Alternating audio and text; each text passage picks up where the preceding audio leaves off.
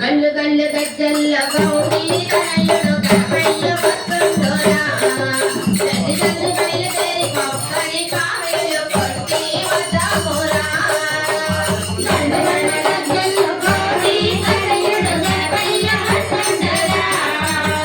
జల్లి జల్లి బయలుదేరి కొబ్బరి కాయలు కొట్టి వద్దామురా ఎలుక మీద కూర్చొని ఏడు లోకాలు తిరుగుతూ ఉంటాడురా